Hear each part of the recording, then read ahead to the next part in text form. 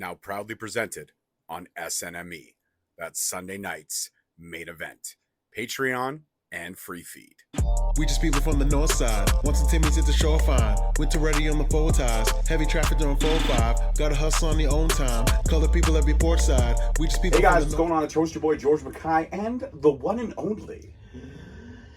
Uncle Poppy B, baby. What's going on? Was very gaspy. Like, you were like, I thought you were like going to pass out for a second. You ever wake up doing that? Just like gasping for air? Actually, yeah, I have a couple times. Yeah, me too. It sucks. You know what sucks too is, I don't know if I have, Sleep apnea? it's not sleep apnea. So what happens is that, no, it's not low. Can I finish I guess. the situation? I don't know. Ask your wife. Hey-o! I have 2 children, so obviously I can. I guess. No, it's I don't know what it is. It's like sometimes it's not asthma, but it's like my vocal cords, they squeeze together, sometimes randomly, and I got tested for it. It's like I just don't know what the name of it is, but they sometimes, I guess I stress them too much. Well, that makes sense now you said that. Why do you gotta turn into that? Vocal cords in the way you're thinking, not linked at all. No, that's what's funny is that's not the way I was thinking. When you So said what were you thinking? I was from fucking talking. All the time, yeah. Yeah, that's what I meant. You Yeah. sick fuck. Well, the podcast, fucking commentary, yeah, it does take a toll, for sure. For sure. Anyways, we're here today not to discuss my vocal cords or Rob's sleep apnea or low testosterone. We're here to discuss Fury Road. It was a few days ago, actually 4 days ago now. We're a little bit late on the draw. Again, it was very busy, long weekends here in Canada for the two of us. But we're here now to discuss all things Fury Road. If you don't know where you could watch Fury Road or don't know what happened, well, it's great because it was completely free on YouTube. 2 hours of amazing wrestling. It was a great card, actually. Yeah, it was about like an hour and 45-ish, yeah, give or take. But just under 2 hours, real quick and easy watch, like MLW does, with great production value and great matches. I wouldn't say easy. There were a couple matches that I found a little hard to watch. In terms of the violence? Yeah, that's what I mean. Easy, for me, it was like an easy watch in terms of enjoyment. Yeah, the violence, especially during the Justice and Krügger match, that was, well, we'll get into that. It's like a gusset plate. Yeah, it actually was, very much so. All right, so let's get into the match card, shall we? Let's go. All right, so first match on the card. Well, first we had a recap of Azteca Lucha, everything that happened from their last PLE only 2 weeks before that. Recapping Selena and Cesar going back and forth in the epic Lucha battle for the ultimate power, and it ended up in a draw. Yes, that's right, a draw. So a fight for the ultimate power in Lucha ends in a tie. Which, you know, when you're doing a best of, it's a little strange to have an even number of competitions because then you potentially don't have the winner. Mm-hmm. But I understand it was storyline. That's what we were going for here. So we had 4 matches, 2 apiece. Selena does not get the key, but gets the key. And gets kidnapped for her troubles. Hey, that'll happen. Like, that'll happen. Kidnappings will happen, guys. Actually, you know what? I feel bad for Selena because this is the second time in her second tenure here at MLW that she's been kidnapped again by the same person. No, she should be a little more experienced this time. Yeah, you would think she would, carry some pepper spray or some mace, something like that. Well, we don't know where she is, so she could be... Currently MIA, but don't worry, Bad Dude Tito's on the case, and he is going to be looking for answers from CD later on in the show. So first match tonight was BRG, that's Brett Ryan Gosselin, in case you don't know, going up against the fire starter, Jake Crist. Oh, this was a good match. Crist looked good, and he beats BRG with a sweet backslide. And the reason why I point out that Crist looked good is he was keeping up with the youngster. I mean, 20 years, the senior of BRG. Jake Crist in his early 40s, BRG in his early 20s. So literally 2 decades, and actually Jake Crist's total experience run between the two of them. But he kept up with the youngster, man, and he looked real good, and he looked solid, and he took a lot of punishment while dishing out a fair amount to BRG. But he hits the backslide, and what does he get for troubles? Attacked by BRG, who throws a little temper tantrum, if you will. And finally, security is there to break it up. Crist is okay, but BRG sent to the back with his hands up like he won, but really he didn't win. He just gets booed more. That guy is a heat magnet. I will say this, BRG, no love in Chicago. They had no love for the BRG. Yeah, he's kind of easy to hate, isn't he? Like with the whole the King of Ken energy. The King of Kenergy, yeah. Yeah, King of Kenergy, excuse me. Yeah. And also those jackets. Those jackets are... He's like if Seth Rollins had blonde hair. Yeah, and he's kind of... He's got that face you just want to slap. Much like Seth Rollins. Yeah, I don't know. Well... When Rollins does that, like, weird, like, ha ha ha, I do want to slap him. I want to slap something into his tailor, but... Slap some sense into that dude. Well, you can't control somebody who hasn't come to the fact that knowing that he's now hitting 40, his hairline is not what it once used to be, and he, instead of owning it, Seth Rollins wants to hang on to it. What are you gonna do? Is that why he went to the Kentucky Derby dressed like he was going to a 1940s carnival? Was that the thought process? Wasn't he more dressed like a vaudevillian? Like a... Yeah, whatever he was dressed like. He had the straw hat. He looked right up. Yeah, he looked like, actually, he looked like Dick Van Dyke from Mary Poppins. Step right up. That's all I heard. Shaving a haircut, 2 bits. Let's go. Shaving a hair. VRG taking the L. Great to see Jake Crist just thriving. He's a good story of recovery. So absolutely, nothing but respect out for that guy. Yeah, it was a solid way to open the show, and hope we'll see more of Jay Crist. But yeah. Well, how about this? How about Bobby Fish versus AKIRA? And this was a great clash of styles. But also, shout out to AKIRA, man, who got down and dirty with the wrestling on the mat, was able to get some MMA maneuvers, got some upward positions, especially going for that guillotine. In the early going, had kind of Bobby Fish a little bit shell-shocked. I think Fish didn't know he would expect that from AKIRA. Funny moment in this match for me, I don't know if you remember it, licking his hand, AKIRA, and then rubbing all over Bobby Fish's skull, because Bobby Fish is bald. So he shaves the skull.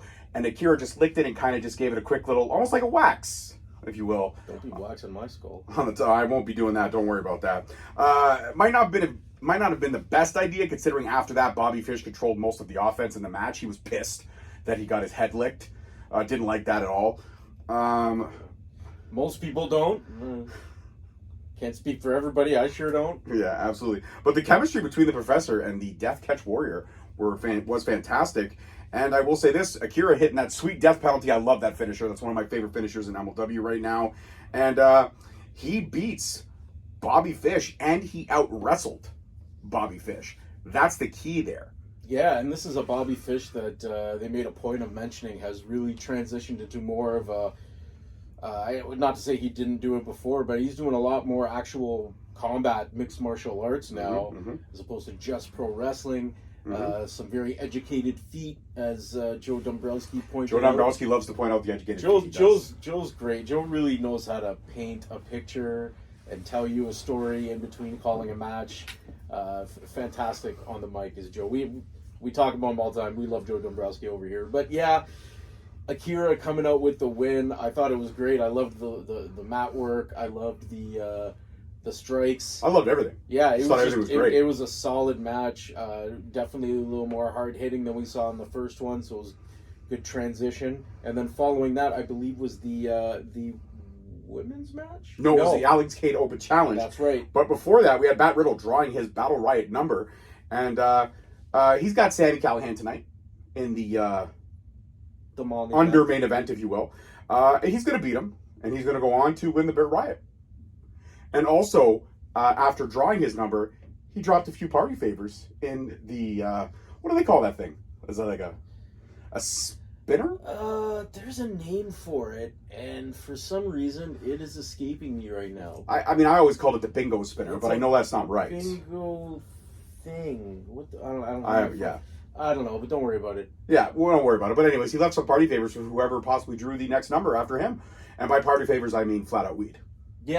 Yeah, which is typical. If you've ever met like a Matt Riddle or an RVD or something like that, they usually got a little bag with them just for people to drop their gifts into. But they also share. Shout out to Matt Riddle. Your boy smoked a couple J's with him this weekend, so I only took 2 hits and I was fucked because he does way more weed than I do. You damn amateur. But yeah, I absolutely was. I was a lightweight, but I was okay because Matt Riddle was, bro. It was awesome. How many people could say they smoked weed with Matt Riddle? Probably a lot. Probably a lot of you. That's true. That's factual. You know, you stole my thunder, but I'm okay because you're probably When right. you think about what's about it, like that, he probably smokes weed with a lot of people. Well, it probably does. Yeah, it's like people, hey, dude, you want to smoke a joint? Yes, I do. There you go. Yeah, that's true. All right, we got MSL on commentary for the Alex Kane Open Challenge, and it's interrupted again by AJ Francis. He interrupts it saying that Boumaier is not worth, you're not worth Boumaier's time, because AJ Francis has kind of strong-armed Boumaier. So he's going to send out a representative to take out Alex Kane. And I believe it was A-Game A-Game? A-Game was the representative, and Kane does what he does best. He flat out dusted him in under a minute, assaulted him viciously outside the ring, then landed the, what does he call that? The Mark of Kane suplex into the Fade to Black, and Kane was pissed. Great looking gear on Kane today. Great looking gear. Him and Mr. Thomas, the synergy is real between the two of them. I actually love it, and I love that. Maybe, you know what, I know we've kind of hinted that Thomas might turn coat on Kane, but what if, just what if, this one time, Thomas sticks it out with Kane? I mean, they could be teasing it. Thomas could go in as a double agent. Maybe he goes over work on to both sides, you think, eh? Yeah. Well, this next part might actually make sense then if we're talking double agent. Thomas sees MSL on commentary, and MSL acts tough, takes his jacket off like he's going to do something, and then quickly starts begging. And for that, he gets thrown into the side of the ring, then rolled into the ring, and they're about to do a double suplex on him. They have MSL dead to rights, and again, AJ Francis interrupts Kane. And he challenges Kane to ritual combat at Battle Riot for the throne of Boumaier. And Kane accepts, but before he accepts, he tells AJ that he ain't built like that. That's a blatant shot at AJ Francis from the infamous suicide dive in WWE, where he botched it. But then we later on learned that it was medical issues that the reason that he botched it. But it was blatant to the Wade Barrett line that was right after the botch, when Barrett said, "Francis isn't built like that." So that was a blatant shot at AJ from the rightful leader of the Boumaier Fight Club. But your thoughts? They said they were gonna. Francis made a point. He was wearing a shirt with Chad Africa on it. They're gonna take it back to like the motherland. So ritual combat. I don't know what that means. I'm going to assume, like, if you want to talk about ritual combat in a cinematic sense, think Black Panther, the first one, when they're fighting for the crown of Wakanda. And then I would say it's probably going to be a street fight / Falls Count Anywhere type deal.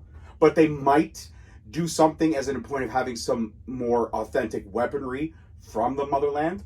I don't know how far. I mean, in this age of Africa's a big continent, man. There's you a have bunch to be of countries careful. in there. I You don't have to know be careful. What this is going to be. I'm assuming it's going to be a intrigued. Falls Count Anywhere, dude. It'll be something. I don't know what, but I'm intrigued. So we'll have a ritual combat match. Sure. I mean, we already saw a resonant broken glass, on the fist match. So what else could? Well, if you think about what we've seen, I mean, we saw the Bunkhouse Brawl match with the Von Erichs back in the day. I mean, we've seen Anthrax used in an MLW ring. So at this point, and we also saw Krügger get his face melted. Yeah, yeah. So, anything goes at this point. It could be anything. I have no idea what that means, and I want to. You know what? I always think back to that Weapons of Mass Destruction match, like the first one, not the second one, but the first one that they did. When they melted Krügger's face in the napalm box, I really wish, I know it's cheeseball, but I wish they would have shown the scene. Maybe they couldn't pay for the rights, but showing the scene from Raiders of the Lost Ark, where the Ark's melting everybody's faces, and just have somebody say, "Close your eyes, don't look into the light." Like, I thought it would have been funny. I would just think, I love the smell of napalm in the morning. That too. Smells They could have used that soundbite, because that soundbite is public domain. Is it? It is. I mean, it's been used a lot.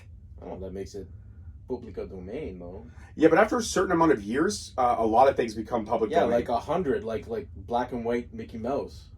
It's public domain now. You're right. Winnie the Pooh. That's why we had that horrible Blood and Honey movie. Oh God, I didn't even. Did you watch that? I watched it just because why? Because I grew up watching Winnie the Pooh, man. I had to see this. It's a movie called Blood and Honey. It's not going to end well. I liked the concept. It just wasn't. I don't know. They should have had them. Side note, since we're on the Winnie the Pooh thing, just want to detour for a quick second. Do you believe in the theory, the fan theory that is out there? It's been out there for a few years that Winnie the Pooh, all these stuffed animals, are based on personality traits like disorders. Like Winnie the Pooh is, or Eeyore is depression. The rabbit is anxiety. Do you believe in that? I don't know if I believe it. It might just be correlation. Why did you automatically make the face like it was going to go somewhere dirty with it? I didn't assume you were going to go. Why is that where your mind keeps going? Well, because like the face, like I'm trying to ask a question. Your face, this is your face. Ask the question. Just ask any question. I made a puzzled face, like I didn't know what you were talking about. Yeah, maybe just wait for the question before you make the puzzled face. You're still feeling the effects of that dude from like Shut 2 days the fuck ago. up. Okay, anyways, continue. It was 4 days ago. We got on Winnie the Pooh in less than like 3 minutes. You brought it up. Whatever. All right. Sure, put it on me. Oh, here we go. Krügger, we got a promo from him on Justice saying he is tired and he's Me too. exhausted and he wants to stop the righteous. As she see a grave awaits, Matt Justice, your grave awaits. So Krügger delivering that pre-match promo. And the match starts, and Justice comes out with a baseball bat wrapped in barbed wire. This was a false count anywhere, by the way, and he is beating down the death squad that accompanied Krügger out to the ring. But how about this? Krügger standing just over 7 feet tall, runs from one end, pulls an AJ Francis the right way, and does a beautiful suicide dive to the middle of the entrance, knocking everybody down standing tall. Krügger impressed the fuck out of me with the agility on this big man is no fucking joke, man. Yeah, he's a big dude, and he's like not like young either. Like that was impressive. I couldn't. Well, I mean, probably could, but I wouldn't land it. I'd land on my fucking face. I wouldn't even make it from one rope to the other. I'd be gassed. I can run the ropes a few times before I get gassed, but I cannot. But this match was entertaining as fuck, and it was also violent. But it was what you'd expect from these two guys. Matt Justice and Krügger are no strangers to this type of match.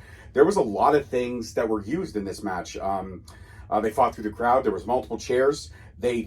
Justice was thrown over a ledge onto a table, and then Krügger just simply pinned him. There was also, I don't know if they were nails or were they like road spikes? What were those things? So that's a gusset plate. So gusset plate. Yeah, 2 of them. Yeah, you use them when you're like, you got a bunch of beams that are coming together at one intersection. You hammer the gusset plate in, and it just kind of locks all those beams together with. So yeah, it's like little spikes in there.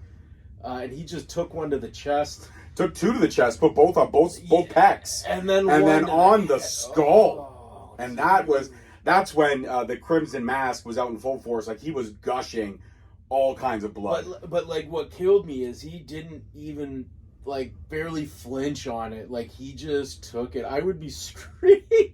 Like I would not be sitting there with.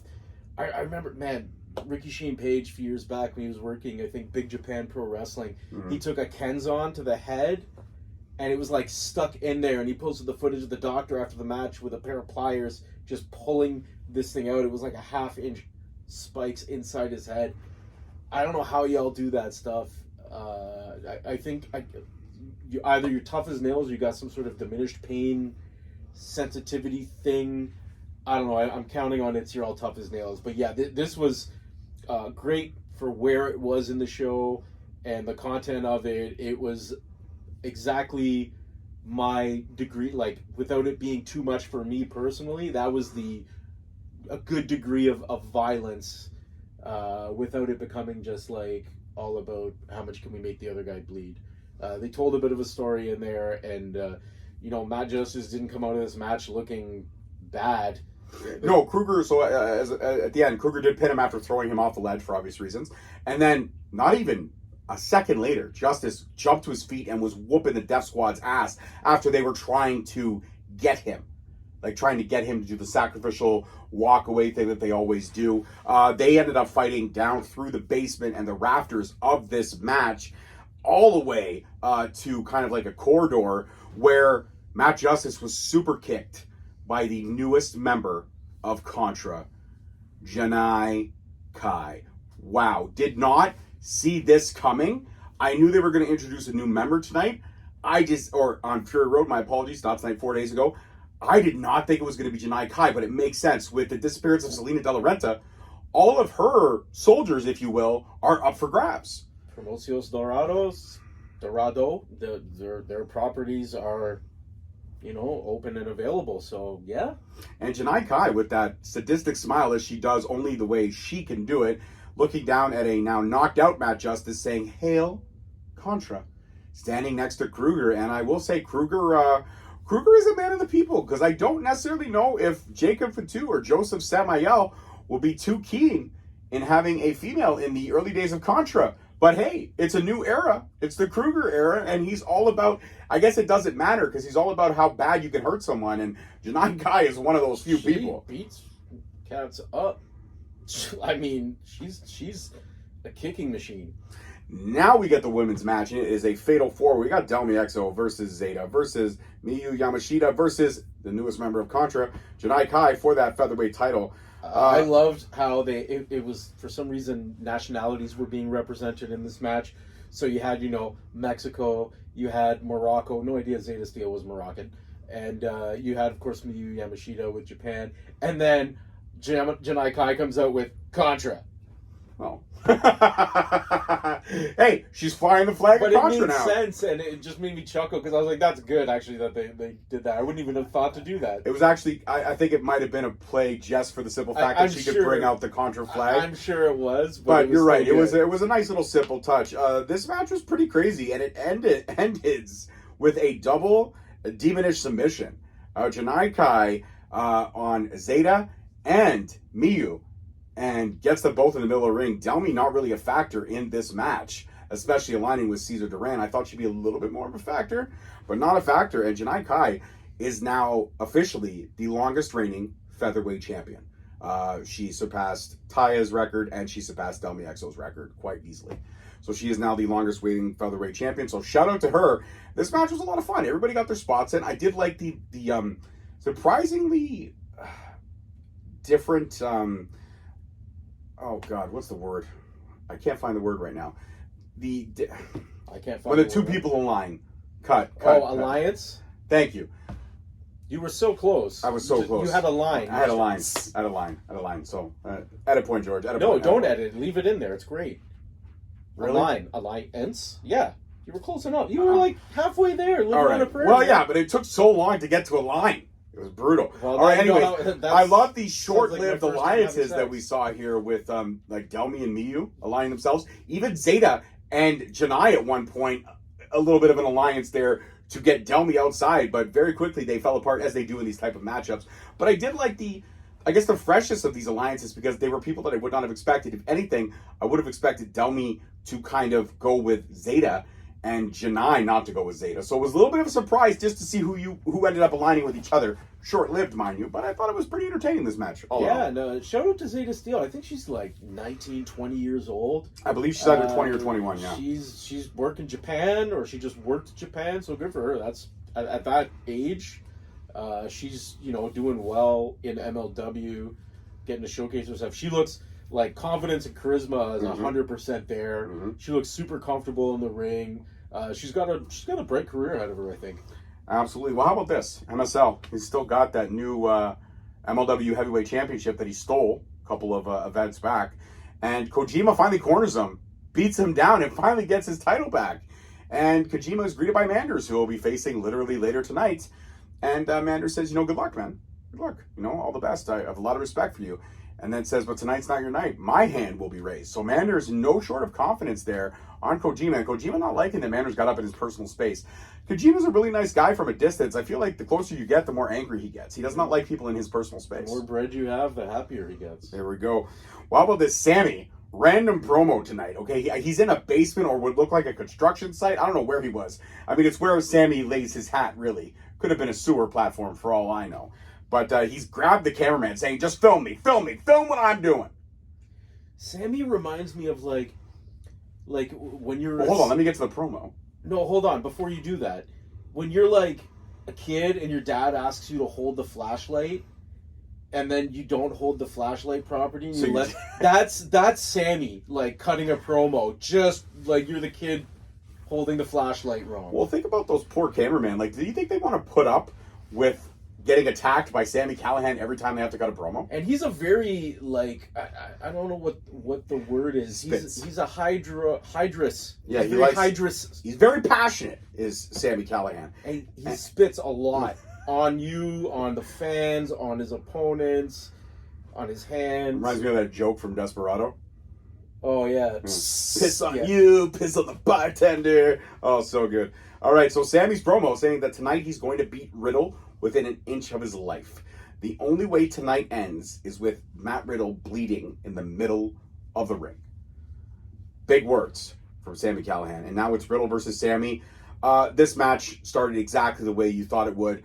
Riddle greeting fans, taking times. Sami already in the middle of the ring. Not having it. Steps outside and we got a brawl all around the ring. Riddle taking shots at Sami. Sami taking shots at Riddle. Finally, we get in the ring and Sami does what Sami does best. Pulls out a autographed picture of himself. Yeah. To slice the webbing of Matt Riddle's hands and his feet. And I gotta tell you, Matt Riddle sold the feet like crazy. And I bet you any money, if the paper cuts did actually happen, the feet would probably hurt more than the hands. Sold it like Marv selling those Christmas ornaments in Home Alone, dude.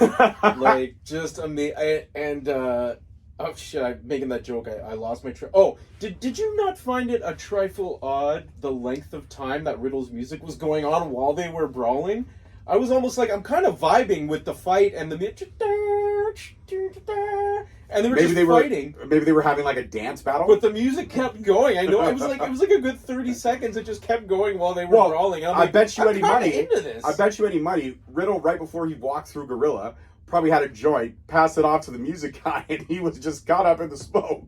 I mean, like, somebody should have that. You just have, like, Questlove at your wrestling event, just drumming beats while the match is going on. I was love down it. with that. Actually, Questlove would be fire. I'm not gonna lie, that would be fire. I haven't seen the Roots live ever, and I missed out on that because now they're not really performing. They're Jimmy Fallon's backup band for the night show or whatever. It sucks, but because the Roots were fire back in the day, they absolutely were. They were amazing. Indeed. And so after all the webbing is ripped open, the match finally starts, and it's a war. It's exactly what you'd expect. And they lit it up, and it was a fight that actually ended in a double countout, which is the only way this match could end. So now these two men are going to, go straight into Battle Riot, heated, and this will be one of the major stories in Battle Riot. Yeah. As soon as Sami sees Riddle or Riddle sees Sami, who's ever in the ring first and whoever comes out after that, this will be the major storyline. Like last year at Battle Riot, it was all about Alex Kane and how long can he hang in? Can he break the record? Can he go all the way? This will be how long before Sami and Riddle get their hands on one another will be a major storyline in this year's Battle Riot. Well, what did you think of this? What did you think of this? What did you think of the finish? What did you think of the double countout? Did you think that was the best way to do it? I liked it. What did you think? I liked it. I thought it was a safe way. Both of these guys are bigger names in the business. I thought it was a nice way to end it without either of them like looking bad, right? Double countout makes everybody look tough. They finished strong, and then clearly with the double countout, there was no winner, so that's not going to end anytime soon. So we're going to extend this program that we're running with them. I liked it. The finish. I forget what's called the somersault broton or river corkscrew broton, something broton. Instead of a swanton, it was a broton. Yeah. But man, like. And instead of the Matt Riddle also does, and I learned this from calling a Matt Riddle match just this past weekend at Destiny Wrestling. He does a tombstone, but he calls it the Brostone. Yeah, the Brostone. Oh, that one I knew. Okay, well, I'll just fuck right off then. Yeah, I will. No, me. No, yeah, you can fuck right off. Shut the fuck up. I'm not going to tell you whether to fuck off or not. Like, you called that yourself. You do what you got to do, You're calling George. your own match over. You're calling your own match. All right, well, how about this? I'm going to recap Bad Dude Tito winning that openweight title. Tito is looking for CD in the back, and he actually runs into one of the henchmen, which he tries to greet with a handshake. Then he greets with a slap to the face. A blatant slap to the face. And he goes into CD's office, and CD is ready. He's got this little sword drawn, and he is going to shed some blood. He's telling Tito, get out of his office. He has no idea what he's into. Tito's saying, where the fuck is Selena? CD saying, don't worry about it. Leave before I gut you. I'm going to gut you a lot. He said, I gut you a lot, man. The guy's going to make you bleed. So Tito finally leaves, but he tells CD, keep your fucking head on a swivel. And at that point, CD just says again, get out or I cut you.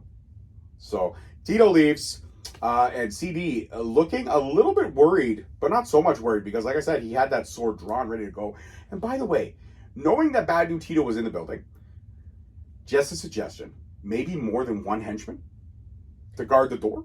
I mean, if I'm CD, I'm going, oh, you're seem unattached at the moment. I don't think Tito would align. Right now, he's heated with CD. There's no way of talking that off the ledge. There's no way. Buddy, money talks. Bullshit walks. Bullshit walks. All right. Well, big news at Battle Riot. We know a lot of the contenders that are in. We already know pretty much about half of the Riot entrants is pretty much everyone in MLW. There'll be some surprises as always. There will be, and this is one of them, that Contra will unveil the 4th newest member of this new Contra 2.0. We got, what's his name, came back during War Chamber. Oh my gosh. The Death, or Pit Fighter. Pit Fighter. Akira Kwan? Akira Kwan. Thank you. And now Janai Kai has joined the ranks, and now we will be getting the 4th member of Contra, or Contra 2.0, should we say.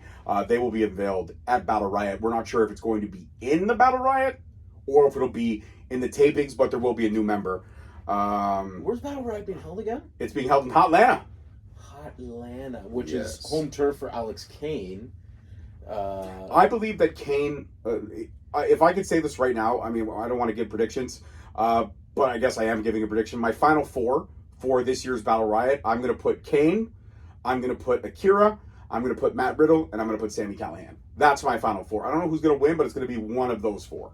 That's a pretty safe. I think that's my final 4. Yeah, that would be reasonable. What do you got? You got a final 4? Are you going along the same lengths? No, I think you pretty much called a good one there. That seems the most likely, given the circumstances, unless they really want to shock you and have somebody, in the final 4 that you wouldn't expect to be there because, MLW likes to swerve you. They absolutely do. Wouldn't it be amazing if they brought back Mance Warner, but as Contra Mance Warner? Like, Contra Mance Warner would be sweet. I mean, what if we had masked Good Brother 3? Yeah. But as no, because Masked Good Brother 3 is still a good guy. Just as Masked Good Brother 3. No, Mance Warner won't come back right now. He's doing all the heel stuff right now. Yeah. It kind of fucks with his gimmick if he's Masked Good Brother 3. I mean, it's Atlanta. I'm trying to think who...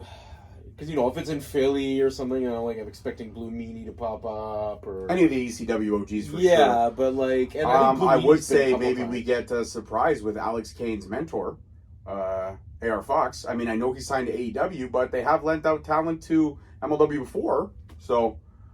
It'll be, I like that there's always something that's...